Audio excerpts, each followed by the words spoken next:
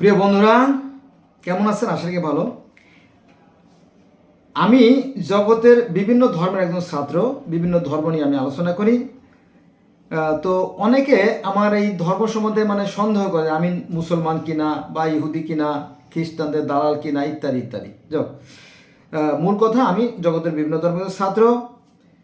তবে এই অধিকাংশ ধর্মই মিথ্যের উপর প্রতিষ্ঠিত। সেখানে আমরা যাব না। আজকে যে বিষয়টি আলোচনা করবো সেটা হচ্ছে যে মিশরীয় ধর্ম। মিশরের যে ফারাও রাজা, তারা নিজেদেরকে ঈশ্বর দাবি করতেন বা সৃষ্টিকর্তা দাবি করতেন, কথা মিথ্যে কথা।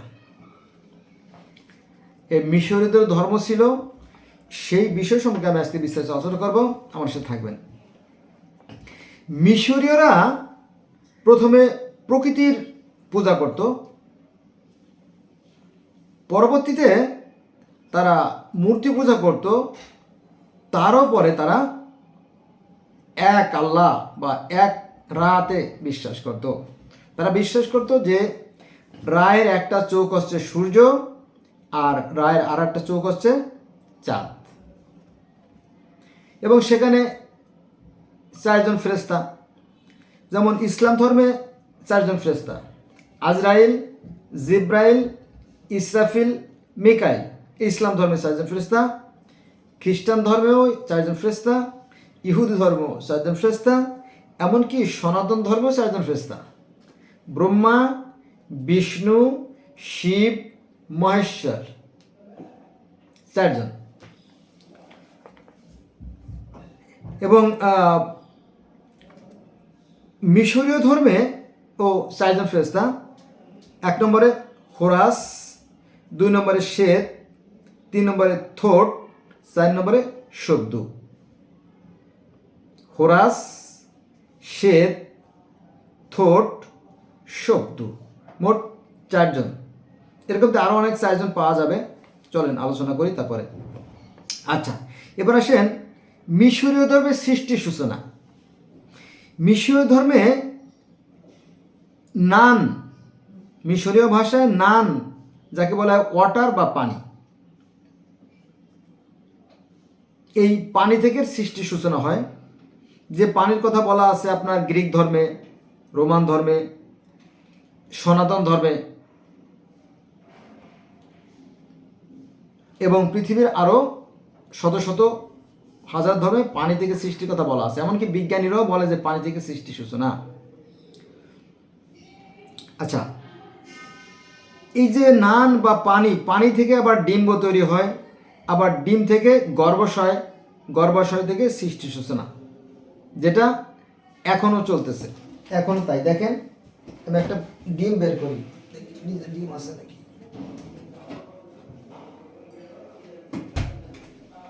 এই যে দেখেন একটা ডিম। সৃষ্টির সম্পর্কে বা সৃষ্টির সূচনা সম্পর্কে যদি আপনি চিন্তা করেন, তাহলে অবশ্যই আপনাকে ডিম সম্বন্ধে চিন্তা করতে হবে। এই ডিমেরও 14টা স্তর আছে। আমাদের এই যে পৃথিবীর উপরিভাগে 7টা স্তর আর ভূগর্ভে 7টা স্তর, 14টা স্তর আছে। আবার এই পৃথিবীও ডিমের মধ্যে 14টা স্তর আছে। এটা নিয়ে আমরা অন্যদিন আলোচনা করবো, ঠিক আছে? তো এই ডিম থেকে সৃষ্টির সূচনা, সেটা কোরআনে আছে। আর দাহাহা বয়জা বা আন্ডা বা এগ বা ডিম। একবার মা ফাতেমা, হজরত মুহাম্মদ সাল্লাল্লাহু আলাইহি ওয়াসাল্লামের কন্যা মা ফাতেমা আল্লাহকে বলছিলেন, হে আল্লাহ, তুমি যখন পানির পরে ডিম আকারে ভাসতেছিলে, তখন তোমার খোলস ছিলাম আমি।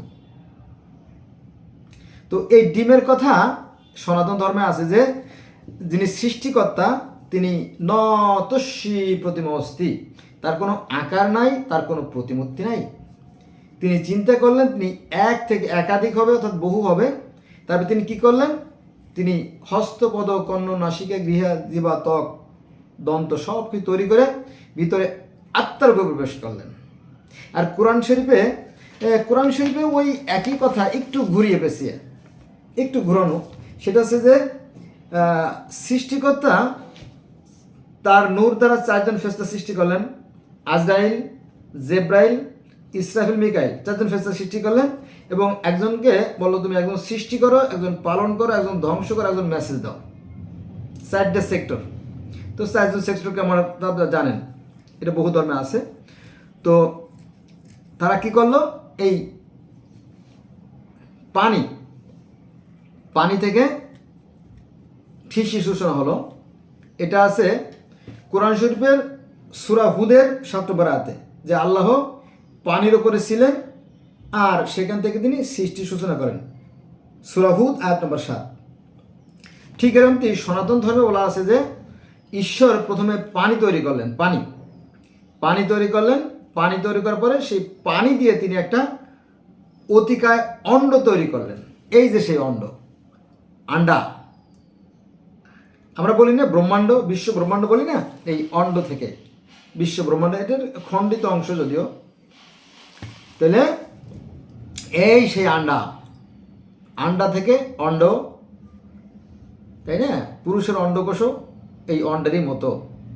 যাক, সেখানে আমরা যাবো না, বাতিনি বিষয়। এই ডিম,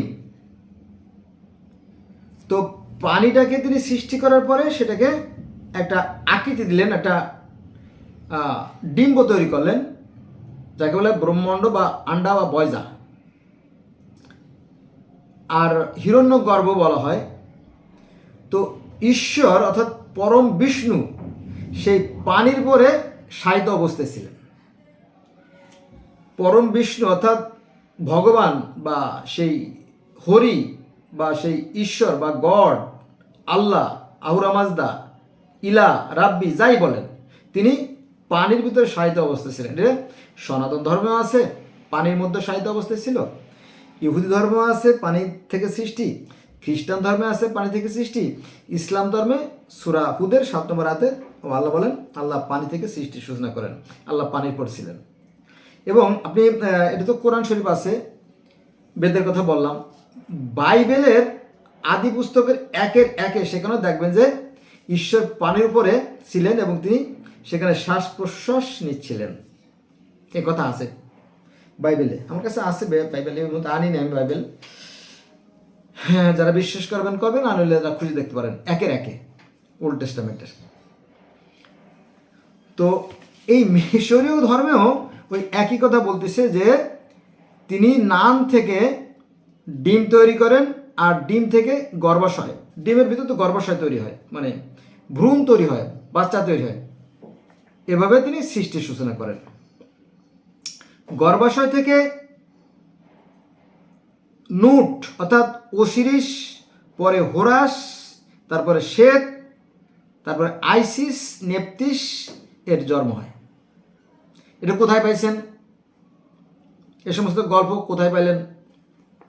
অনেকে প্রশ্ন করে যে আপনি গাঁজাখড়ি গল্প বলেন, আপনি গাঁজা খান, আপনি ডেট ফিল আলা গাঁজা খান, এর তো অনেকে বলে আর কি, তাদের জন্য। এগুলো আপনি কোথায় পাইছেন? এগুলো আছে আপনার লেখক মোস্তফা মীর, লেখকের নাম মোস্তফা মীর, ওনার বইটার নাম হচ্ছে মিশরীয় পুরাণ, 69 প্যারিদাস রোড, 69 প্যারিদাস রোড, বাংলা বাজার, ঢাকা 1100। এখানে যে মিশরীয় পুরাণ, সেখানে এই তথ্যগুলো আছে, সেখান থেকে আমি করছি। আর এই বইয়ের 84 পৃষ্ঠায় অর্থাৎ 84 পেজ নাম্বার 84, সেখানে এই কথা বলা আছে যে সেই গর্ভাশয় থেকে সৃষ্টির সূচনা, যেটা বেদের সাথে মিলে যায়, যেটা মিশরীয় ধর্মের সাথে মিলে যায়, গ্রিক ধর্মের সাথে মিলে যায় এবং আরও অন্যান্য বহু ধর্মের সাথে মিলে যায়। বন্ধুরা, আমি কিন্তু কথা একটু বেশি বলতেছি, কারণ অন্য ধর্মের সাথে যদি আমি তুলনা করি, যদি কম্পেয়ার না করি, তাহলে আপনার বিষয়টা একটু বুঝতে কষ্ট হবে, এজন্য এত কথার অবতারণা। তাহলে এই যে গর্ভাশয়, তাই না, এই যে ডিমের ভিতরে গর্ভাশয় তৈরি হয়, বাচ্চা তৈরি হয়, ভ্রূণ তৈরি হয়, তারপরে সে বড় হয়, আস্তে আস্তে আবার পৃথিবীতে আসে, জানেন তো, তাই না? মুরগির বেলাও যা, মানুষের বেলাও তা, মাছের ডিমের বেলাও তা। অর্থাৎ পৃথিবীতে যত মাছ আছে তারাও ডিম পাড়ে, পৃথিবীতে যত গাছ আছে তারাও ডিম পাড়ে, অর্থাৎ ফল দেয়, আর পৃথিবীতে যত প্রাণী আছে তারাও ডিম দেয়, এমনকি মশাও ডিম দেয়, মাছিতেও ডিম দেয়, আবার জীবজন্তু, কীটপতঙ্গ, মানুষ সবাই ডিম দেয়। মানুষেরও ডিম আছে। একজন কন্যা শিশুর পেটে কত 3 থেকে 5 লক্ষ ডিম্ব থাকে। যাক, মূল কথা আসি। তাহলে এই গর্ভাশয় থেকে সৃষ্টি সূচনা, যেটা আর্যবধি অদ্যবধি কিন্তু প্রবাহমান আছে, এখনও কিন্তু ওই একই নিয়মে চলছে, ঠিক না? ঠিক। তাহলে এই গর্ভাশয় থেকে ওসিরিস, পরে হোরাস, সেত, আইসিস এবং নেপথিসের জন্ম হয়। কারণ কিছুই তো ছিল না, সৃষ্টিকর্তা একাই ছিলেন, আর কিছুই ছিল না। তারপরে তিনি যে সৃষ্টিগুলো করেন, যেমন 4 জন ফেরেশতা কীভাবে সৃষ্টি করছেন, এই সম্পর্কে কোরআন হাদিস খুব কমই পাওয়া যায়। এই ব্যাপারে কোরআন হাদিস খুব কম পাওয়া যায়। কিন্তু এই মিশরীয় ধর্ম, তারপরে আপনার ব্যাবিলনীয় ধর্ম, এরপরে আপনার সুমেরীয় ধর্ম, ক্যালেডীয় ধর্ম, আক্কাডীয় ধর্ম, তারপরে প্রাচীন মিশরীয় ধর্ম, তারপরে সনাতন ধর্ম, এখানে বিস্তারিত আছে। মনে করেন যে কোরআনে যে তথ্যগুলো আছে তার থেকে আমার মনে হয় 4-5 গুণ বেশি তথ্য বেদে আছে। স্বাভাবিক কারণ বেদের সাথে কোরআনের সংঘাত বেঁধে যাবে, তাই না? একজন ছাত্র, একটা কলেজে একজন ছাত্র আর ওই কলেজের যে প্রিন্সিপাল বা প্রফেসর, সে কি এক? কখনো এক না। একজন মাত্র কলেজে ভর্তি হলো ছাত্র, আর একজন পাশ করে আসছে, কখনো এক হবে না। এজন্য এখানে আছে সংক্ষিপ্ত সারাংশ, আর বেদে বা অন্যান্য গ্রন্থে আছে আরও বিস্তারিত আছে, যদি আপনি দেখতেন। যেহেতু আমি জগতের বিভিন্ন ধর্মের ছাত্র, আমি জানি বিষয়টা। হ্যাঁ, এবার আসেন। তো এদেরকে সৃষ্টি করা হয়ে গেল 4 জনকে, এবং এক দায়িত্ব দিল যে তোমরা একজন সৃষ্টি করো, একজন পালন করো, একজন ধ্বংস করো, একজন মেসেজ দাও। তারপরে ঈশ্বরের বিশ্রাম। ঈশ্বরের বিশ্রাম আবার কীভাবে হলো দেখেন। পৃথিবী সৃষ্টি হয়ে গেল, স্বর্গ তৈরি হলো, নরক তৈরি করা হয়ে গেল। এরপরে যখন সৃষ্টিকার্য শেষ হয়ে গেল, তখন ঈশ্বর অর্থাৎ আল্লাহ তিনি নুটকে বললেন, নুট বলতে বাতাসের দেবতা, নুটকে বললেন যে তুমি আমাকে স্বর্গে রেখে আসো, আমার ডিউটি শেষ। ওই একই কথা কোরআনে বলা আছে যে সৃষ্টিকর্তা 6 দিন সৃষ্টি করার পরে 7ম দিনে তিনি কী করলেন, সেই আরশের সমাসীন হলেন, তাই না? এই একই কথা তাওরাতে আছে, জব্বরে আছে, ইনজিলে আছে, বাইবেলে আছে, কোরআনেও আছে, বেদেও আছে, মিশরীয় ধর্মে আছে। তাহলে কি সবাই কিন্তু একই কথা বলতেছে? কিন্তু আমাদের এই অজ্ঞতার কারণে, আমাদের এই সীমাবদ্ধতার কারণে, আমাদের না জানার কারণে যত বিভেদ সৃষ্টি হয়। ঠিক আছে, আমি চাই বিভেদ ঘুচে যাক, মানুষ শান্তিতে বসবাস করুক। এখানে ঈশ্বর বা আল্লাহ যে আরশের সমাসীন হলেন, সে কথা তাওরাতে, জব্বুরে, ইনজিলে, বাইবেলে, বেদে, কোরআনে সব জায়গায় আছে। এমনকি মিশরীয় ধর্মে তাই আছে, আপনারা জানলেন, তাই না? আচ্ছা, তারপরে কি আছে?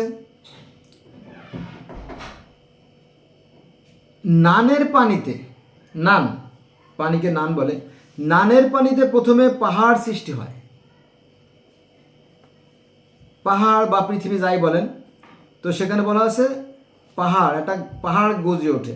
কোনো কোনো ধর্মে আছে সেই পাহাড়টা আছে বেনবেন পাহাড়, কোনো কোনো ধর্মে আছে সেটা হচ্ছে রিক্রোডিয়াল পাহাড়, কোনো কোনো ধর্মে আছে সেটা গোবর্ধন পাহাড়, অথবা জুদি পাহাড়, অথবা সেটা কি জানি বলে অন্যান্য তোয়া পর্বত ইত্যাদি ইত্যাদি। এখানে নানের পানি প্রথমে সৃষ্টি করে আল্লাহ, অর্থাৎ যেটা বেদও বলে যে প্রথমে পানি সৃষ্টি করে। আর আমাদের কোরআনে পানি সৃষ্টি করে এ ব্যাপারে নাই, কিন্তু যারা মারুফত লাইনের লোক তারা বলে যে সৃষ্টিকর্তা প্রথমে ঘেমে যান, ঘেমে 4 ফোঁটা পানি সৃষ্টি হয়, আর সেই পানি দিয়ে তিনি সৃষ্টি করেন, এরকমতে আছে। যারা গান গায় দেখবেন তারা কিন্তু যথেষ্ট ভালো জানে, তাদের কাছে জেনে নিন। তাহলে প্রথমে তিনি পানি সৃষ্টি করেন। আচ্ছা, এই ডিম, ওই যে ডিমের কথা বললাম, যে সৃষ্টিকর্তার ডিম তৈরি করলেন, ব্রহ্মাণ্ড তৈরি করলেন, এর ভিতরে ছিল পানি।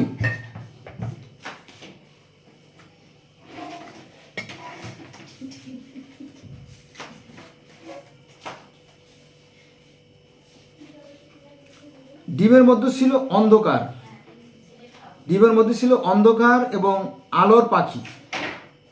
অন্ধকারও ছিল, আবার আলোর পাখি ছিল। আলোর পাখি বলতে কি বোঝানো হয়, বা জ্যোতি বা নূর বলতে পারেন। সেই মহাজাগতিক ডিমের থেকে, সেই মহাজাগতিক ডিমের থেকে থোট প্রথমে নিজেকে সৃষ্টি করে। এখানে থোট শব্দটা আছে মিশরীয় পুরাণে, আর সনাতন ধর্মে আছে যে সেখানে পরম বিষ্ণু নিজেকে তৈরি করার পরে পানির ভিতরে শায়িত অবস্থায় ছিল। ভালো করে খেয়াল করবেন, সিরিয়াস ব্যাপার তো, যে প্রথমে তিনি কি করেন, সেই ডিমের ভিতরে নিজেকে আবিষ্কার করেন বা নিজেকে সৃষ্টি করেন, এই কথা বলা আছে। আর এই কথাই বেদে আছে যে সৃষ্টিকর্তা প্রথমে নিজেকে সৃষ্টি করেন, নিজের হস্ত, পদ, কর্ণ, নাসিকে, গৃহ, জিহ্বা, ত্বক, দন্ত সব তৈরি করে আত্মারূপে তিনি ভিতর প্রবেশ করেন, পরে নিজেকে তৈরি করেন। এরপরে তিনি পানিতে অনন্ত কোটি কাল শায়িত অবস্থায় ছিলেন। পরে তার নাভিপদ্ম থেকে বুদবুদ উৎপন্ন হয়ে পরে এই 4 জন ফেরেশতার সৃষ্টি হয় এবং তাদেরকে দায়িত্ব দেন, তোমরা একজন সৃষ্টি করো, একজন পালন করো, একজন ধ্বংস করো, একজন মেসেজ দাও। এটা সনাতন ধর্মে আছে, তাওরাত, জবুর, ইনজিল, বাইবেল, কোরআন সব জায়গা আছে। তবে ব্যাখ্যার একটু হেরফের, একটু ব্যাখ্যা বিশ্লেষণে ভিন্ন, তার কিছু না। তাহলে প্রথমে সৃষ্টি করার পরে তার 4 জন পুত্র তৈরি হয়। 1 নম্বরে আইসিস, 2 নম্বরে ওসিরিস, 3 নম্বরে নেফতিস ও 4 নম্বরে সেত বা সাপ বা শয়তানও বলতে পারেন। ওই যে আজাজিল ফেরেশতা বা ইবলিস যে শয়তান হয়ে গেল না, এটা হচ্ছে সেত বা সাপ বা এপিস বলা হয়, রায়ের শত্রু। রায়ের শত্রু, রা মানে কি, আল্লাহর শত্রু, রা মানে আল্লাহ বা সৃষ্টিকর্তা যদি আমরা ধরি। তাহলে এখানে যে 2টে শক্তির উদ্ভব হলো, ভালো মন্দ, আল্লাহ সৃষ্টি করলো সব কিছু ভালো, আর শয়তান তার বিপরীত পক্ষে গিয়ে দাঁড়ালো। এই 2টে শক্তির খেলা জগৎময় চলছে, সারা জগতে 2টো শক্তির খেলা চলছে, যদি আপনারা ভালো করে লক্ষ্য করে দেখেন।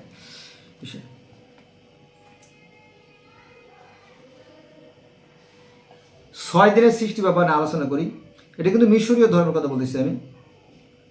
নান বা পানিতে মহাজাগতিক ডিম থেকে পদ্ম ফুল, এই পদ্ম ফুলের কথা কিন্তু পৃথিবীর বহু ধর্মে আছে, সনাতন ধর্মে আছে, গ্রিক ধর্মে আছে, আপনার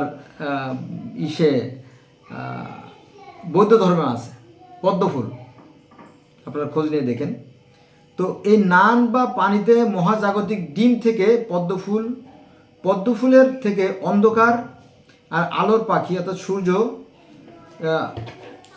এখানেও কিন্তু ওই একই কথা বলা আছে, কোরআন, বেদ, তাওরাত, জবুর, ইনজিল, বাইবেল, যে ছিল শুধু অন্ধকার আর অন্ধকার, আর ছিল কালো পানি, পানি আর অন্ধকার।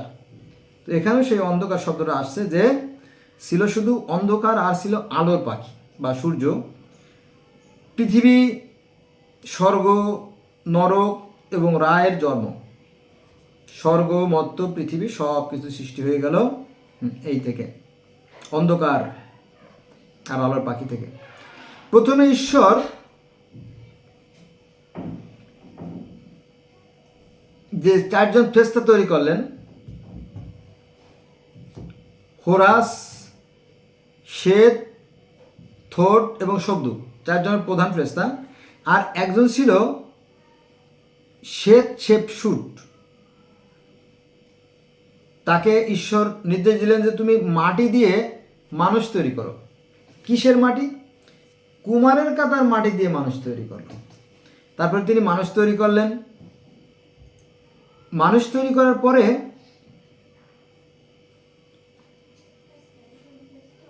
প্রথম মানব সু এবং প্রথম মানব তেপনাথ 2 জনকে তৈরি করলেন এবং তাদেরকে বিবাহ দিলেন। পরে তাদেরই গর্ভে জন্ম নিল 4 পুত্র, অর্থাৎ 4 সন্তান, ওসাইরিস, আইসিস, সেত, নেফতিস, 4 জন। এবার আসেন 6 দিনের সৃষ্টি। নান বা পানিতে মহাজাগতিক ডিম থেকে পদ্ম ফুলের থেকে অন্ধকার, আলোর পাখি, সূর্য, পৃথিবী, স্বর্গ, নরক, মানে সব কিছু সৃষ্টি হয়ে গেল সেখান থেকে। প্রথমে ঈশ্বর মানুষ একসঙ্গে বসবাস করতেন, অর্থাৎ আপনারা জানেন যে হযরত আদম আলাইহিসসালাম এবং হাওয়াকে সৃষ্টি করার পরে আল্লাহ পাক জান্নাতে রাখতেন, আর আল্লাহ ছিলেন জান্নাতের রাজা, তাই না? জান্নাতে কোথাও না কোথাও থাকতেন, প্রায় আদম হওয়ার সাথে কথা হতো, তাই না? মাঝে মাঝে আল্লাহ পাক এসে আদমকে ডাকতেন, আদম আদম তুমি কোথায়? তখন আদম বলতো এই যে আমি, তাই না? এরকম ব্যাপার আছে। প্রথমে ঈশ্বর এবং মানুষ একসঙ্গে বাস করত, প্রথমে ঈশ্বর এবং মানুষ একসঙ্গে বসবাস করত, এবং রা এবং সাপ এপিপির বিরোধে প্রথমে ঈশ্বর এবং মানুষ একসঙ্গে বাস করা আর হলো না। এই যে সে তার ভাই ওসাইরিস, এই দুইয়ের মধ্যে লাগলো সংঘাত। কি নিয়ে? রাজনীতি নিয়ে সংঘাত। এটি নিয়ে সংঘাত চললো দীর্ঘদিন, প্রায় 80 বছর ধরে। 80 বছর ধরে যখন এই সংঘাত চলতেছিল, এবং এখানেই শেষ না, এই যে শেত যেটা, শয়তান যেটা, সে কি করলো? তার ভাই ওসাইরিসকে হত্যা করে ফেললো, হত্যা করে তাকে পৃথিবীর বিভিন্ন প্রান্তে ফেলে দিল। কোনো কোনো বর্ণনা আছে তাকে 80 টুকরো করা হয়েছে, কোনো কোনো বর্ণনা আছে তাকে 14 টুকরো করা হয়েছে, এরকম দেখে যাও। অনেক খণ্ড করে তাকে পৃথিবীর বিভিন্ন প্রান্তে ফেলে দেওয়া হয়। ফেলে দেওয়ার পরে এই ওসাইরিসের স্ত্রী আইসিস, সে আবার ঈশ্বরের কাছে নালিশ করে, হে ঈশ্বর, আমার স্বামী তো পুতু পবিত্র, তাকে কেন হত্যা করা হলো? আমি এর বিচার চাই। তখন স্বামীর যে খণ্ডিত অংশ সেটা সে সংগ্রহ করে সে ঈশ্বরের দরবারে চলে যায়। তখন দেবতাদের নিয়ে বিচার ফয়সালা হয়। বিচার ফয়সালায় ওসাইরিস, অর্থাৎ যাকে হত্যা করা হয়েছে, সে নির্দোষ প্রমাণিত হয়। ফলে ঈশ্বর কি করেন? তার আবার প্রাণ ফিরিয়ে দেয়। প্রাণ ফিরিয়ে দেওয়ার পরে সে বলল যে আমি আর এই মানুষের এইখানে থাকবো না, আমার আপনি পরপারে পাঠাই দেন। তো সেখানে চলে গেল। আর ঈশ্বর যিনি, তিনিও বলো যে আমিও চলে যাব, কারণ তোমাদের এই বিরোধ, তোমাদের এই সংঘাত, এই দ্বন্দ্ব আমার কাছে ভালো লাগে না। কারণ তোমরা এই 80টা বছর ধরে তোমরা মারামারি, কাটাকাটি, খুনোখুনি করতেছো, আর আমি শুধু সহ্য করে যাচ্ছি। তোমাদের দিয়ে অনেক মিটিং অ্যাটেন্ড করছি, ফয়সালা হয় নাই, আমি আর এখানে থাকবো না। তখন ঈশ্বর নুটকে বলল, অর্থাৎ বাতাসের রাজা, তাকে বলল যে বাতাস, তুমি আমাকে স্বর্গে নিয়ে চলো। যথা আজ্ঞা তিনি স্বর্গে চলে গেলেন, আর পৃথিবী পড়ে রইল। তারপরে আছে সাপ রায়ের মাথা কেটে ফেলে। বিচারে রা প্রাণ ফিরে পায়, ফলে গরুর প্রতিমূর্তিতে স্বর্গে চলে যায়। বন্ধুরা, এই যে গরুর প্রতিমূর্তিতে স্বর্গে চলে যায়, এই যে কথাটা আমরা পাই মিশরীয় ধর্মে, এই কথাটা কিন্তু আমাদের কোরআন হাদিসেও আছে। বিচারে রা প্রাণ ফিরে পায়, ফলে গরুর প্রতিমূর্তিতে স্বর্গে চলে যায়। অন্য দেবতারা গরুর পেটের সাথে চেপে স্বর্গে চলে যায়, পৃথিবী অন্ধকারে পড়ে থাকে। মানে আমরা পৃথিবীতে আসার আগে অনেক কাহিনী ঘটে গেছে, পৃথিবী শুধু অন্ধকারে পড়ে রইল।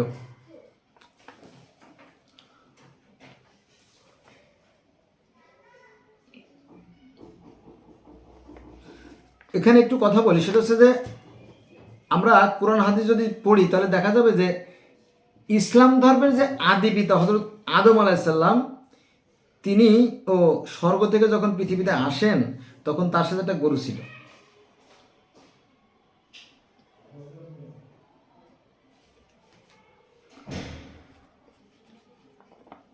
আর এখানে বলা আছে যে রা গরুর প্রতিমূর্তি স্বর্গে চলে যায়, সেখানে আছে গরুর প্রতিমূর্তি চলে যাওয়ার কথা। আর আমাদের ইসলাম ধর্মে আছে গরুর পিঠে চলে আসার কথা।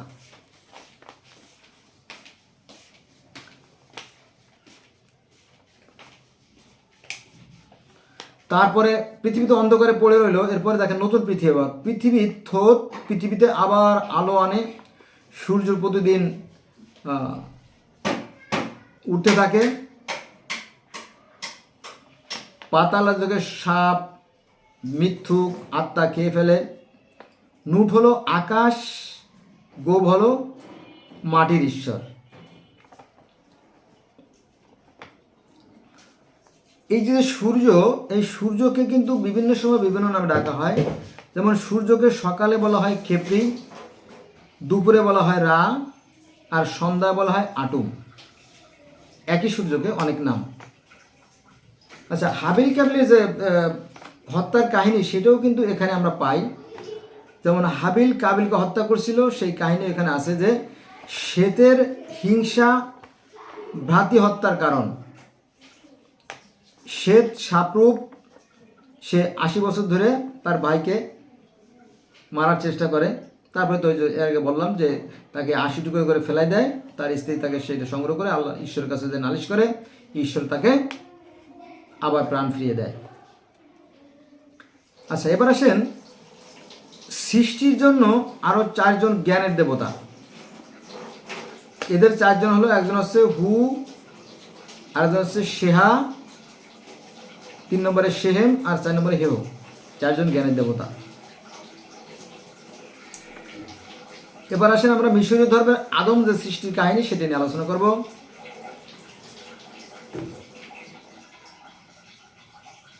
আমন রায়ের নির্দেশে হাতশেপসুট, আগে একবার বলছি, কুমারের চাকার যে আঠালো মাটি, সেই মাটি দিয়ে মানুষ তৈরি করে। তার মানে আমরা এখানে কিন্তু মাটি দিয়ে মানুষ তৈরির কথা পাচ্ছি। খুনুম কি করলো? তাতে প্রাণ প্রবেশ করালো। খুনুম তাতে আত্মা প্রবেশ করালো। আমরা যদি ইসে যাই, আজ থেকে 16,000 বছর আগে বা 20,000 বছর আগে, এই যে 4 জন জ্ঞানের দেবতা,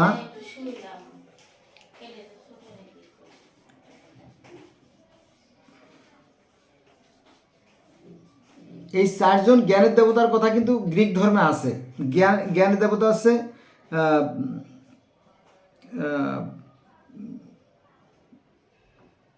এথেনা, সেখানে বলা আছে জ্ঞানের দেবী এথেনা।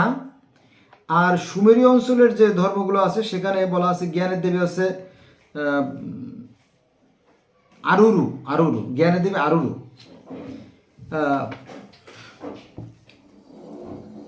যোগ সৃষ্টিকর্তার অনেকগুলো ফেরেশতা বা দেবতা আছে আর কি। তো মানুষ তৈরি করলো কেনা? খুনুম সেই মাটি তৈরি মানুষের ভিতরে আত্মা প্রবেশ করো, খুনুম নামে যে দেবতা বা ফেরেশতা বলতে পারেন। এই খুনুমই হচ্ছে পরকালের অধিপতি। যেমন ইসলাম ধর্মে আছে যে পরকাল হবে বা যে স্বর্গীয় জীবন হবে, সেই স্বর্গের রাজার নাম হবে কি? রেদওয়ান। ইসলাম ধর্মে আছে পরকালের যে স্বর্গের রাজা, সে হবে রেদওয়ান। আর সনাতন বা হিন্দু ধর্মে আছে বা বৈদিক ধর্মে আছে যে পরকালের যে স্বর্গের যে দেবতা, সে হচ্ছে কি? ইন্দ্র। আর গ্রিক ধর্ম, রোমান ধর্ম, সেখানে আছে স্বর্গের দেবতা জিউস। এরকম স্বর্গের দেবতা আছে আর কি। তো এই মিশরীয় ধর্মে স্বর্গের দেবতা কে থাকবে পরকালে? এই খুনুম।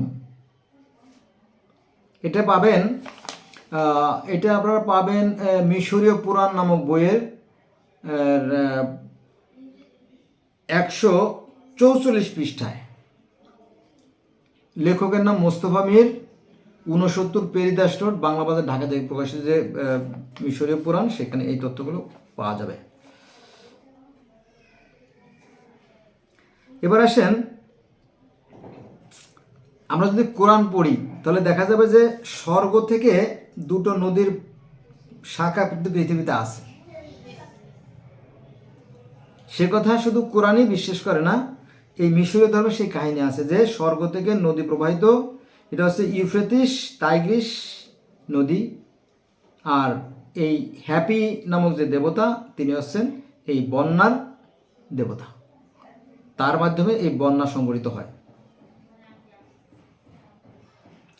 আচ্ছা, এবার আসেন সৃষ্টিকর্তার প্রথম সৃষ্টি অর্থাৎ মিশরীয় ধর্মের প্রথম সৃষ্টি, সেটা হচ্ছে যে আটুম নিজের ইচ্ছা শক্তি দ্বারা নিজেকে সৃষ্টি করেন। এ কথা কিন্তু সনাতন ধর্মে আছে, অন্যান্য ধর্মে আছে এরকম যে প্রথমে তিনি নিজেকে সৃষ্টি করেন। যেটা আমি আগে বলছি যে সনাতন ধর্মের যে বেদ, যে মূল যে গ্রন্থ, সেখানে বলা আছে ঈশ্বর চিন্তা করেন আমি সৃষ্টি করব, তারপরে তিনি হস্তপদ কর্ণ নাসিকা বিভিন্ন অঙ্গ প্রত্যঙ্গের ভিতরে আত্মারে প্রবেশ করলেন, একাই এরকম কাহিনী আছে। তো এখানেও সেই কথা বলা আছে যে আটুম নিজের ইচ্ছা শক্তি বলে নিজেকে সৃষ্টি করেন। আটুম অর্থ স্বয়ং সম্পূর্ণ। আটুম শব্দের অর্থ, আটুম তো একটা মিশরীয় শব্দ, এর বাংলা অর্থ আছে স্বয়ং সম্পূর্ণ, অর্থাৎ কারো মুখাফেকি নন। যেমন আল্লাহ কারো মুখাফেকি নন, ওই একই কথা। এগুলো কত যুগ আগ থেকে যে বাতাসে ভেসে ভেসে ভেসে ভেসে ভেসে লক্ষ লক্ষ বছর ধরে ভেসে আছে, এটা একমাত্র সৃষ্টি শক্তি জানে, মানুষ জানে না। এখানে আরো অনেক তথ্য আছে, এত তথ্য তো বলা যাবে না। একটা ভিডিওতে আটুম নিজের থুতু দিয়ে পুত্র সু ও কন্যা তেপনাথকে জন্ম দেন। এটা আরেকটা বর্ণনা। একটা বর্ণনা আছে যে তিনি দেবী শেপশুটকে দিয়ে কাদা দিয়ে তৈরি করেন। আরেকটা বর্ণনা পাওয়া যায় আটুম নিজের থুতু দিয়ে পুত্র সু এবং কন্যা তেপনাথকে সৃষ্টি করেন। আবার এই থুতুর কাহিনী আমাদের ইসলাম ধর্মেও কিন্তু কম নাই। আমাদের ইসলাম ধর্মে থুতুর কাহিনী আছে। সেটা হচ্ছে যে আদম আলাহিসাল্লামকে সৃষ্টি করে, আদম আলাহিসাল্লামের সৃষ্টি করার পরে জান্নাতের আশেপাশে 40,000 বছর ফেলে রাখা হয়েছিল। 40 বছর ফেলে রাখার পরে তারপরে আল্লাহ বললেন যে হে ফেরেশতারা, আমি আদমকে সচল করবো, অর্থাৎ তার ভিতরে আমি প্রাণবায়ু প্রবেশ করাবো, তোমরা তাকে সেজদা করো। এরকম অনুষ্ঠান চলছিল। ইতিমধ্যে আজাজিল শয়তান অলরেডি আদমের মধ্যে ঢুকে গেছে। পাছার মধ্যে দিয়ে ঢুকছে না মুখের মধ্যে দিয়ে ঢুকছে জানি না, তো ঢুকে ভিতরে সব ঘুরে ঘুরে দেখে আসছে। ঘুরে আসার পরে পরে ওই ইবলিশ শয়তান আজাজেল যে সে থুতু ফেলছিল, থু গিন না আউ সি সি সি, এই পচা কাদার মাটি দিয়ে মানুষ বানায় তাকে নাকি আবার শ্রেষ্ঠত্ব দেবে, এজন্য থুতু ফেলছিল কে? আজাজিল শয়তান বা ইবলিশ শয়তান। সেই থুতু থেকে নাকি কুকুরের জন্ম। এই কাহিনীগুলো আপনারা হাদিসে পাবেন। এত হাদিস তো আমার মনে রাখার সম্ভাবনা, তাই না? এটা কথা প্রসঙ্গে আসলো তাই বললাম। তাহলে এই থুতুর কাহিনী কিন্তু এই মিশরীয় পুরাণে আছে, তাওরাত জবুর ইনজিল বাইবেল কোরআনেও সেই থুতুর কাহিনী আছে।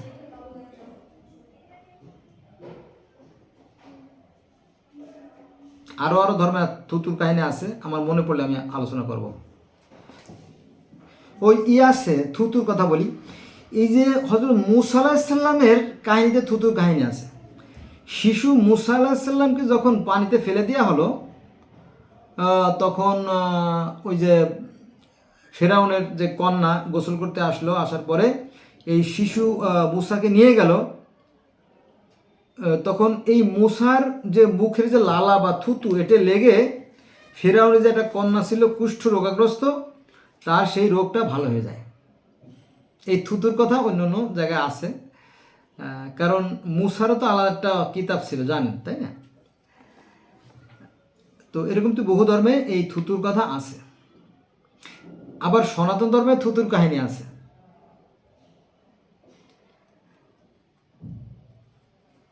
সেটা হচ্ছে যে কৃষ্ণের একমাত্র পুত্র শম্ভু, সনাতন ধর্মের কথা বলতেছি, কৃষ্ণের একমাত্র পুত্র শম্ভু, তারও কিন্তু এই ছিল, কুষ্ঠরোগ ছিল। সেটা থুতু লেগে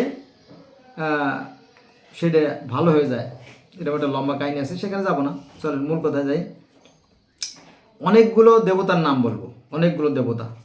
যেমন আমাদের এই যে প্রধান 4 জন দেবতা ছাড়া আরও অনেক দেবতা আছে, যেমন আজরাইল, জিব্রাইল, ইসরাফিল, মিকাইল 4 জন। তারপরে কবরে আছে মুনকার নাকির 2 জন, কয়জন? 6 জন। আর 2 কাঁধে আছে 2 জন, কেরামিন আর কাতেবিন, কয়জন? 8 জন। আর জান্নাতে আছে রেদওয়ান 9 জন, আর নরকে আছে ফেরেশতা মালিক 10 জন, 10 জন ফেরেশতা না? আবার বলি, আমরা জানি যে 4 জন ফেরেশতা আছে প্রধান, আজরাইল, জিব্রাইল, ইসরাফিল, মিকাইল, 4 জন। এগুলো ছাড়াও আমাদের 2 কাঁধে 2 জন ফেরেশতা আছে, কেরাবিন, কাতেবিন 2 জন, 6 জন। কবরে 2 জন সল জব করে, মুনকার নাকির 8 জন। আর স্বর্গ যার দায়িত্বে তিনি হচ্ছে রেদওয়ান ফেরেশতা, আর নরক যে ফেরেশতা পরিচালনা করে সে হচ্ছে মালিক। 10 জন ফেরেশতা পেয়ে গেলাম। এগুলো ছাড়াও আরও ফেরেশতারা আছে না? আছে। তো সেখানে আমরা এখন যাব না। তো ওরকমটি অনেক ফেরেশতার কথা এই মিশরীয় ধর্মে আছে। 1 নম্বরে আমন, বাতাসের দেবতা বা প্রাণবায়ুরূপ। 2 নম্বরে থিবিস, পানির দেবতা। আমাদের ইসলাম ধর্মের মধ্যে পানির দেবতা আছে, তার এটা খাজা খিজির আছে না? খাজা খিজির পানির মধ্যে উনি আছেন এখন বর্তমানে বাইসে। তো থিবিস পানির দেবতা, হোরাস আকাশের দেবতা। আকাশে একজন দেবতা আছে আমাদের, আছে না? আছে। হযরত ঈসা আলাইহিস সালাম তো আকাশে আছে, আরও অনেক নবী আছে আকাশে। তো হোরাস হচ্ছে আকাশের দেবতা। তারপরে 4 নম্বরে আছে ওসিরিস, তিনি হচ্ছে শস্যর দেবতা। ওসিরিস যিনি সৃষ্টি জীবের খাদ্য তৈরি করেন, আর আমাদের যিনি খাদ্য তৈরি করেন তিনি হচ্ছেন মিকাইল ফেরেশতা। আমাদের ইসলাম ধর্মের যিনি বৃষ্টি বর্ষণ করেন, যিনি শস্য উৎপাদন করেন, তিনি হচ্ছেন মিকাইল ফেরেশতা। আর ওই মিকাইল ফেরেশতার ভূমিকা এই মিশরীয় ধর্মে আসছে ওসিরিস, যিনি শস্যের দেবতা। 5 নম্বরে আছে আইসিস, যিনি দৈববাণী দেবতা। আমাদের একজন দৈববাণী দেবতা আছে না ইসলাম ধর্মে, তিনি হচ্ছেন কি জিব্রাইল আলাইহিস সালাম, জিব্রাইল। তো ঠিক সেম টু সেম একজন মেসেঞ্জার বা ওহি যিনি নিয়ে আসেন, তার নাম আছে আইসিস বা দৈববাণী দেবতা। তারপরে আসেন 6 নম্বরে নুট, যিনি স্বর্গের রক্ষিতা। নুট নামে একটা দেবতা আছে। তারপরে 7 নম্বরে আসেন আখেন আতেন। আখেনাতেন আপনারা জানেন তাই না? ইতিহাসে কিন্তু আখেনাতেন নাম আছে, যেমন খুফু 1, আখেনাতেন 2, আমন্ডা 3, তারপরে নেপথিস 4, এরকম তো অনেক নাম আছে, আপনারা জানেন, এগুলো ইতিহাস বিখ্যাত।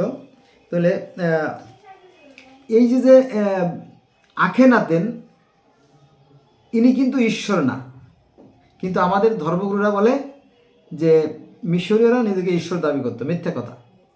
এই আখেনাতেন ইনি হচ্ছে কি ঈশ্বরের সাথে যোগাযোগের মাধ্যম, অর্থাৎ নবী রাসূল। এই যে আখেনাতেন নামে একজন যে মিশরীয় ফারাও ছিল, তিনি নিজেকে ঈশ্বরের যোগাযোগ মাধ্যম হিসেবে প্রচার করতেন। বলতো যে ঈশ্বর আমাকে ওহী পাঠাইছে, ঈশ্বর আমাকে মেসেজ পাঠাইছে। এটা আবার একজন প্রচার সংবাদক ছিল, তার নাম হচ্ছে খোনস। এই খোনস হচ্ছে দৈববাণী প্রচার সম্পাদক বা ভাগ্য নিয়ন্ত্রক। বোঝেন নাই?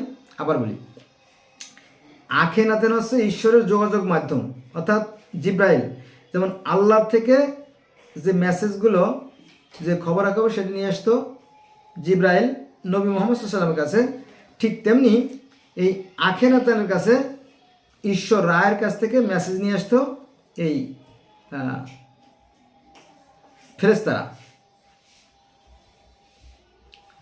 আর 8 নম্বরে যিনি খোনস, উনি হচ্ছে দৈববাণী প্রচার সম্পাদক। যেমন প্রধানমন্ত্রী তো আর মানে কোনো যদি বার্তা তো প্রস্তুত করেন, তাহলে তো প্রধানমন্ত্রী নিজে তো সারা দেশ ঘুরে ঘুরে চিৎকার করে বলে বেড়ান না। প্রধানমন্ত্রী যে সিদ্ধান্ত নেন সেটা পত্রিকার মাধ্যমে অথবা বিভিন্ন মিডিয়ার মাধ্যমে, টেলিভিশনের মাধ্যমে সেটা প্রচারিত হয়, তাই না? তো ঠিক এরকমটি এখানে আখেনাতেন হচ্ছে ঈশ্বরের যোগাযোগ মাধ্যম। যখন কোনো ঈশ্বরের পক্ষ থেকে মেসেজ আসতো আখেনাতেনের কাছে, সেইটা আবার খোনসের কাছে দিত, তুমি এটা মানে সারা রাষ্ট্রময়, সারা দেশময় ছড়িয়ে দাও, প্রচার করে দাও। সুন্দর না সিস্টেমটা? এই জন্য এখানে ফেরেশতার সংখ্যা বা দেবতাদের সংখ্যা বেড়ে গেছে কিন্তু। আচ্ছা, আর খনুম খনুম নামে যে দেবতা, খনুম নিজে নিজেকে সৃষ্টি করেন। খনুম মানে এখানে ঈশ্বর হচ্ছেন খনুম, মিশরীয় ধর্মের যিনি ঈশ্বর সেটা হচ্ছে খনুম।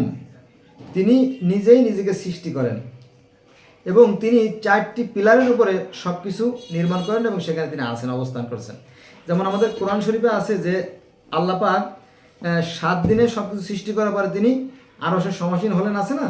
আরশের সমাসীন হলে ঠিক সেম টু সেম এখানেও সৃষ্টিকর্তা যখন সৃষ্টি করা হয়ে গেল তখন তিনি খনুম, তিনি সেই 4টি পিলারের উপরে অবস্থিত সিংহাসনে তিনি অবস্থান করছেন। ক্লিয়ার? আচ্ছা, এবার আসেন খ্রিস্টানদের মধ্যে যারা পুরোহিত তাদেরকে বলা হয় কি যাজক, আর হিন্দুদের মধ্যে যারা ধর্মীয় পণ্ডিত তাদেরকে বলা হয় ব্রাহ্মণ বা পুরুত মশাই, আর বৌদ্ধদের মধ্যে যারা ধর্মীয় পণ্ডিত তাদেরকে বলা হয় বুদ্ধ বা ভিক্ষু, আর আমাদের ইসলাম ধর্মে আমরা বলি আলেম, মৌলানা, উলামা, মাশায়েখ ইত্যাদি ইত্যাদি। ঠিক আছে, এই হলো বিষয়। তো এবার আসেন আমি 8 জন দেবতার কথা বলবো। 8 জন দেবতা।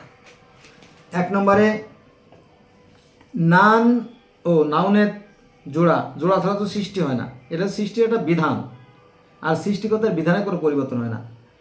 1 নম্বর আছে 8 জন দেবতা আর কি আছে। নান ও নাউনের 2 জন, হাত ও হাউহেদ 2 জন, 4 জন, কাব ও কাউকেত 2 জন, 6 জন, এবং আমন এবং আমাউনেত 2 জন, মোট 8 জন।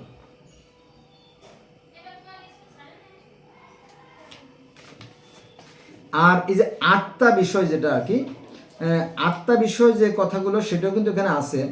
যেমন কোরআনে বলা আছে যে হে মুহাম্মদ, লোকে তোমাকে আত্মা সম্পর্কে প্রশ্ন করে, তুমি বলো আত্মা হচ্ছে আল্লাহর নির্দেশ মাত্র, এবং আত্মা সম্পর্কে খুব কম জ্ঞান দেওয়া হয়েছে, এরকম তো কি। তো সেই আত্মার কথা এখানে বলা আছে, মানুষের মধ্যে আছে আত্মা, আর যেগুলো ভালো আত্মা সেগুলো স্বর্গে যাবে মিজানের মাধ্যমে, দাড়িপাল্লার মাধ্যমে মাইপে, আর যদি মন্দ আত্মা হয় সেটা নরকে যাবে। ওই স্বর্গ নরক তো প্রথমে সৃষ্টি করছে সৃষ্টিকর্তা। আচ্ছা, এবার আসেন ঈশ্বর খনুম মাটি দিয়ে মানুষ তৈরি করেন। এটা আছে আপনার মোস্তফা মীরের লেখা মিশরীয় পুরাণের 69 নম্বর প্যারিদাস বাংলা বাজার রোড থেকে যে প্রকাশিত যে বইটা, তার 43 পৃষ্ঠায়, অর্থাৎ 43 পেজ নাম্বার 43, সেখানে আপনারা এই ঈশ্বর খনুম মাটি দিয়ে যে তৈরি করছেন মানুষ, সেই কাহিনী আছে। তারপরে আমরা মুসলমানরা, আমি যেহেতু মুসলমানের সন্তান, আমরা যাকে বলি আজাজিল বা ইবলিস শয়তান, ইহুদি খ্রিস্টান যাকে বলে লুসিফার, আমরা বলি ইবলিস, আর ইহুদি খ্রিস্টান বলে লুসিফার, আর হিন্দুরা বলে পিশাচ, আর এই মিশরীয় ধর্ম বলা হয় প্রেতলোক। প্রেতলোক বলতে কি, যেগুলো খারাপ মন্দ যে লোকগুলো, এই মন্দ লোকগুলো থাকে প্রেতলোকে বা নরকে। আমরা বলি না যে স্বর্গ বা জান্নাত আর নরক বা জাহান্নাম বলি, এটাকে বলে প্রেতলোক। প্রেতলোকে থাকবে যারা মন্দ লোক, তারা।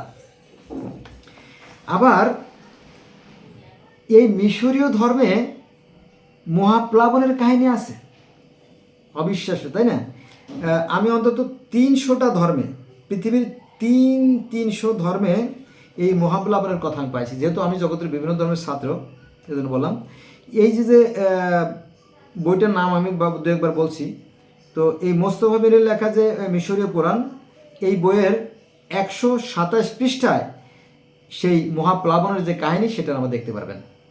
সনাতন ধর্মে মহাপ্লাবনের কাহিনী আছে মৎস্য অবতারের কাহিনীতে, আর এই মহাপ্লাবনের কাহিনী তাওরাত, জব্বুর, ইনজিল, বাইবেল, কোরআন সব জায়গায় মহাপ্লাবনের কাহিনী আছে। এমনকি পৃথিবীর সর্বপ্রথম লিখিত গ্রন্থ যে গিলগামেশ, সেখানেও সেই পুতনাপিস্তিমের জীবনে যেটা মহাপ্লাবন ঘটছিল সেই কাহিনী আছে।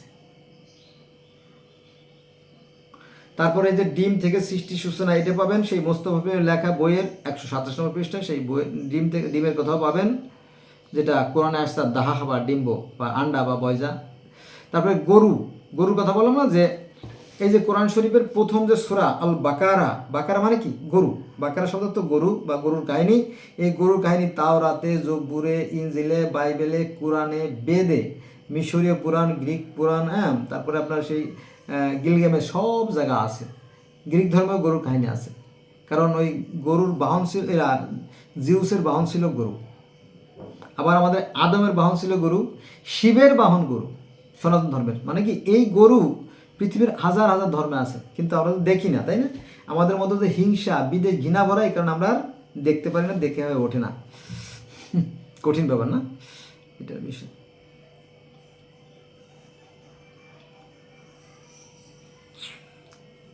তাহলে এই গরুর কাহিনী কোথায় আছে? এই মোস্তফা মিরের লেখা যে মিশরীয় পুরাণ, সেই বইয়ের 127 পৃষ্ঠায় এই গরুর কাহিনীও আছে।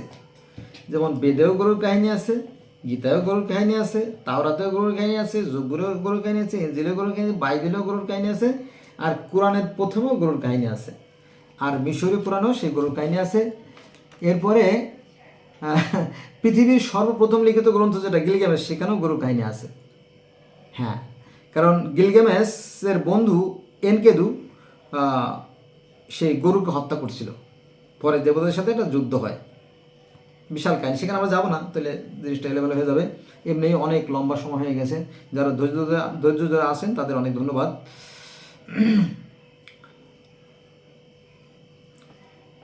পুরোহিতরা, যারা পুরোহিত, যারা ধর্মগুরু, তারা কি করতো? এই দৈব বাণীগুলো তুলে ধরতো। হ্যাঁ, আখেরাতেন ছিল কি নবী, তিনি ঈশ্বরের থেকে বাণী প্রাপ্ত হতেন, আর খনুম যে তিনি সেটা প্রচার করতেন, খনুম। তাহলে পুরোহিত যারা, তারা কি করতো? এই দৈব বাণীগুলো তুলে ধরতো, যারা ধর্মগুরু, তারা এই ব্যাপারে নিয়ে আলোচনা করতো। এটা আছে, বিস্তারিত আলোচনা আছে ওই যে মিশরীয় পুরাণের 131 নম্বর পৃষ্ঠায়। ফারাওরা ঈশ্বর নন, এই যে আমাদের আলেম ভাইয়েরা যেটা বলে, ওনারা জানেন না, ওরা না জেনে মিথ্যে কথা বলে।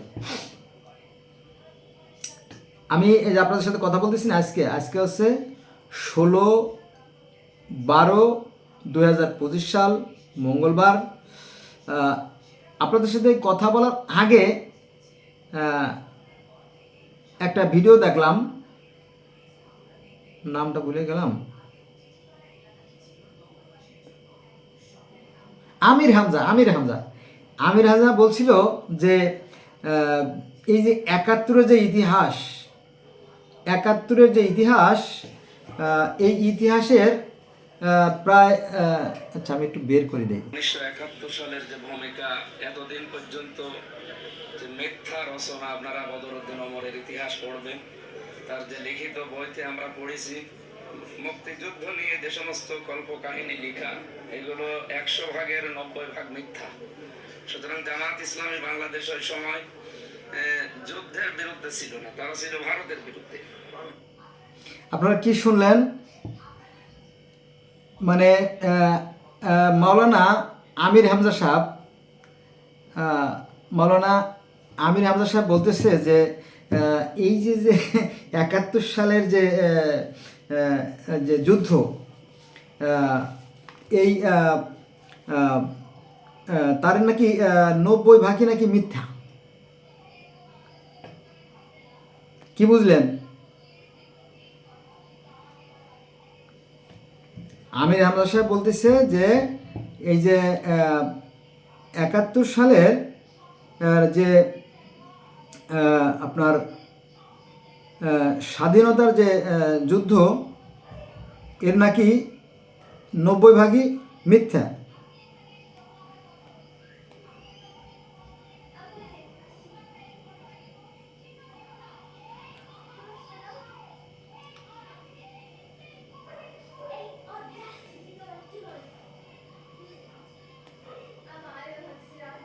অথচ দেখেন এই যে ছবিটা দেখতে পাচ্ছেন, এই যে এটা কিন্তু আমার ছবি, আমার ছবির পাশে যে মানুষটা দেখতে পাচ্ছেন দেখেন, এই যে সরি গেল কই,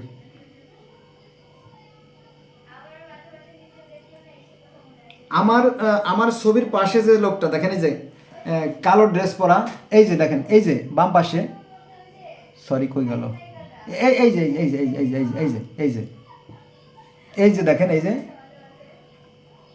এই যে কালো ড্রেস পরা যে লোকটা, ইনি হচ্ছে আপনার আমাদের যেই 1971 সালে যে সর্বাধিনায়ক মেজর জেনারেল উসমানী, তার পিএস, উনি এখনও কিন্তু বেঁচে আছে। আপনারা ছবিটা আবার দেখেন, এই যে কালো লোকটা,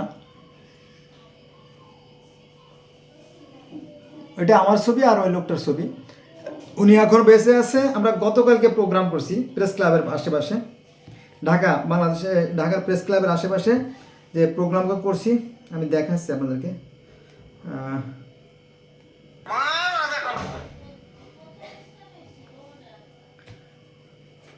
তো এই মিথ্যেচার আর মিথ্যেচার, হ্যাঁ, আলেমরা শুধু করে বদনাম, মানে এর বদনাম, তার বদনাম, ওর বদনাম করে মানুষের কান ভারী করে। এটা খুবই জঘন্য কাজ, খুবই দুঃখজনক ঘটনা। এই যে দেখেন, এই ছবিটা দেখেন, এই ছবিতেও কিন্তু আছে যে কপালে হাত দেয়া, দেখেন এই যে এটা কিন্তু আমার ছবি, এটা হচ্ছে আমার, এই যে আমি এখানে বসা আছি, এই ড্রেসটা পরাই, এই যে ড্রেসটা উপরে আছে, এই ড্রেসটা পরা, আর এই মাঝখানে কালো যে লোকটা, ইনি হচ্ছে মেজর উসমানীর পিএস, এখন উনি বেঁচে আছেন। ঠিক আছে, তো এখনও সঠিক ইতিহাস বলার মতো লোক কিন্তু এখনও বেঁচে আছে, তবে হয়তো কিছুদিন পরে থাকবে না। কিন্তু আমির হামজা বলতেছে যে এতদিন যে ইতিহাস, এগুলো নাকি মিথ্যা, ওরা নতুন করে 71-এর ইতিহাস রচনা করবে। দেখেন অবস্থা, এখানে আমি আছি, আমি মাঝখানে, ওই যে লোকটা দাঁড়ায় আছে তার পাশে আমি বসা, এই দেখেন, এই যে নীল নীল নীল নীল পাঞ্জাবি পরা, এটা হচ্ছে আমার ছবি। গতকালকে এই 16ই ডিসেম্বর উপলক্ষে যে প্রোগ্রামটা আজকে হচ্ছে, এইটা নিয়ে আলোচনা ছিল গতকালকে। এইটা আপনাদেরকে আরও কিছু দেখাবো নাকি?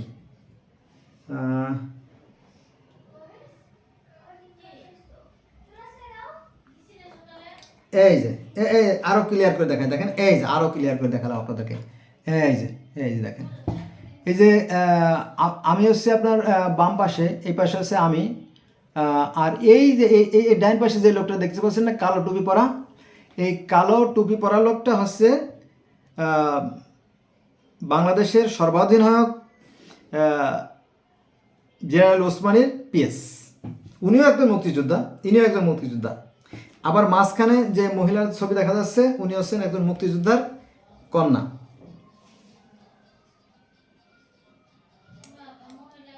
মুক্তিযোদ্ধারা দেখছে, তারা কিন্তু এখনো বাইসে আছে, কিন্তু এই যে আমির হামজা বলতেছে যে শতকরা 90% নাকি মিথ্যা। চিন্তা করেন, এরা শুধু বিভেদ সৃষ্টি করবে, সাবধান থাকবে না এই সমস্ত ধর্ম ব্যবসায়ীদের থেকে। যাক, কোন পর্যন্ত আসছিলাম মনে নাই। আচ্ছা, তারপরে পুরোহিতরা দৈববাণী তুলে ধরে, সেই ব্যাপারটা আছে আপনার সেই মিশরীয় পুরাণের 131 পৃষ্ঠায়। ফারাওদের যে ফারাওরা রায়ের পুত্র, কিন্তু তারা নিজেদেরকে কিন্তু ঈশ্বর দাবি করেন না, তারা ঈশ্বরের পুত্র। এই যে ফারাওরা, অর্থাৎ মিশরীয় যে ফারাও বা ফিরাউন যাদেরকে আমরা বলি, এরা নিজেদেরকে কখনো ঈশ্বর দাবি করেন নাই, বরং তারা ঈশ্বরের পুত্র এই কথা দাবি করছেন, তারই সন্তান। আমরা যেমন নবী বলি, আমরা বলি নবী, আর হিন্দুরা বলে কি দেবতা বা অবতার, আর মিশরীয়রা বলে আমরা হলো ঈশ্বরের পুত্র। এরকম একটু ভিন্নতা। এটা কোথায় আছে?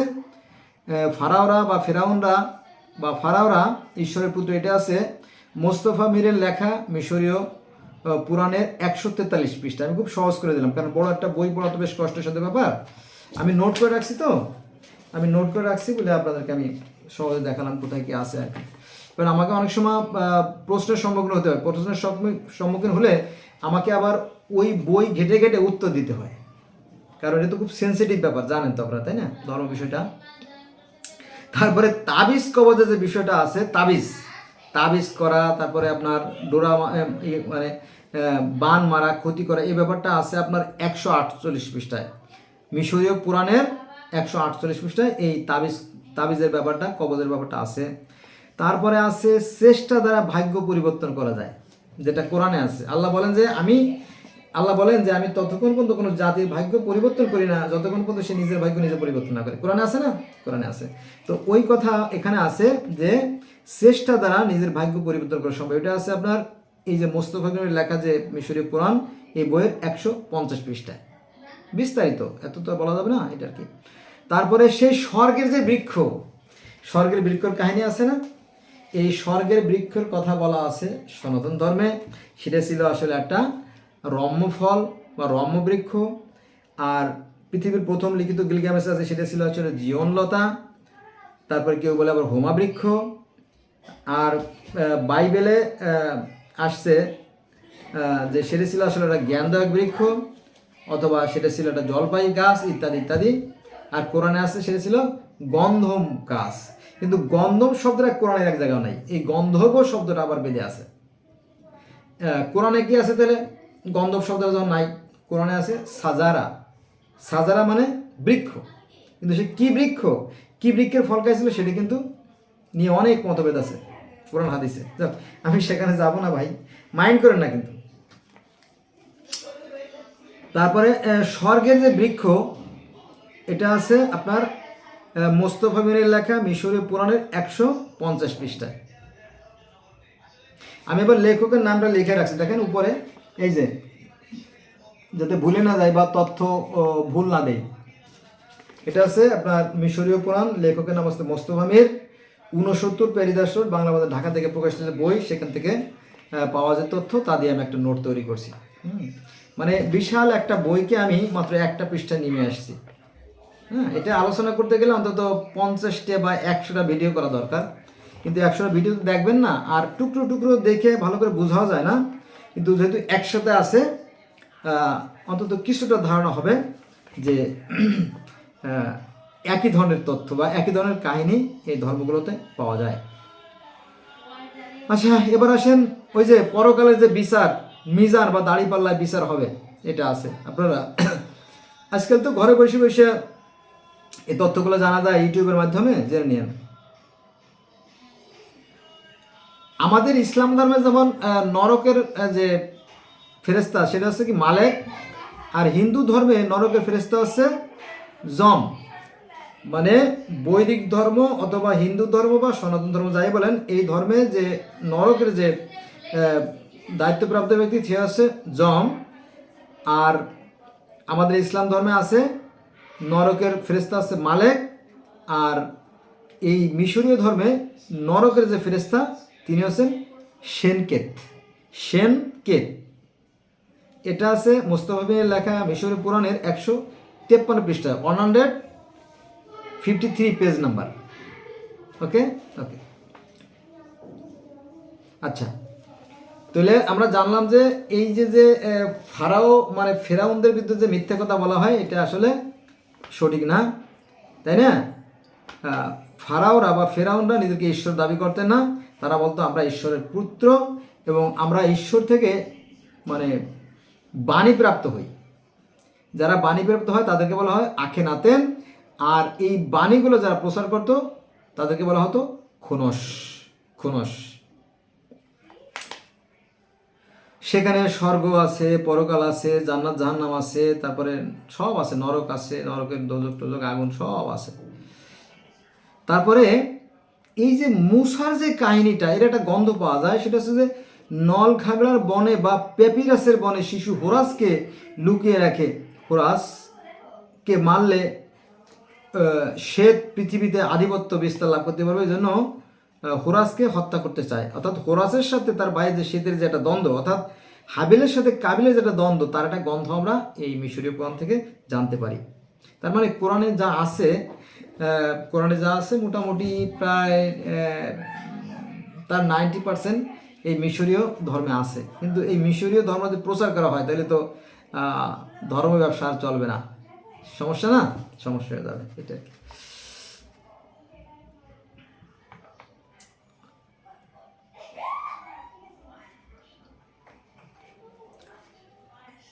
এই যে রায়ের দৈববাণী, রায়ের যে দৈববাণী অর্থাৎ রা মানে কি ঈশ্বর, রা মানে কি অদৃশ্য নিরাকার জ্যোতিময় যে ঈশ্বর, ঈশ্বরের দৈববাণী আমরা বলি নাকি যে ওহি বলি না, আমরা মুসলমানরা বলি ওহি, আর এই মিশরীয় ধর্ম বলে কি দৈববাণী। এটা কোথায় আছে? এটা আছে ওই যে মোস্তফা মীরের লেখা মিশরীয় পুরাণের 131 পৃষ্ঠায়। আচ্ছা বন্ধুরা, শেষ করে দেবো, অনেক লম্বা হয়ে গেছে। যারা ধৈর্য ধরে এত সময় দেখছেন তাদেরকে অসংখ্য ধন্যবাদ। আল্লাহ পাক সবাইকে মঙ্গল কামনা করুক, সবার মনের ময়লা দূর হয়ে যাক, ধর্ম নিয়ে বিভেদ না করুক, এটা আর কি। বেদে ব্রহ্মা বিষ্ণু শিব তিনজন প্রধান, কোরআনে আজরাইল জিবরাইল ইসরাইল মিকাইল প্রধান, আর মিশরীয় পুরাণে পিটা, সেনকেত আর নেফারতুম তিনজন প্রধান। তিনজন ফেরেশতার কথা বললাম, প্রধান ব্রহ্মা বিষ্ণু শিব হিন্দু ধর্ম থেকে, আজরাইল জিবরাইল ইসরাইল মিকাইল মুসলমান ধর্ম থেকে, আর মিশরীয় ধর্ম থেকে 1 নম্বরে পিটা যিনি সৃষ্টিকর্তা, সেনকেত যিনি উর্বর দাতা, আর নেফারতুম যিনি জন্ম ও মৃত্যুর দায়িত্বপ্রাপ্ত ফেরেশতা অথবা ঈশ্বর। তো আজকে এই পর্যন্ত রইল বন্ধুরা। টু আর ইজ ম্যান, ভুল করা মানুষের স্বভাব। কথা প্রসঙ্গে ভুল হতে পারে, যদি ভুল কিছু বলে থাকি তাহলে ক্ষমা সুন্দর দৃষ্টি দেখবেন। আমি যেহেতু জগতের বিভিন্ন ধর্মের ছাত্র, বিভিন্ন ধর্ম নিয়ে আলোচনা করব, আপনারা আমার সাথে থাকবেন। আল্লাহ হাফেজ।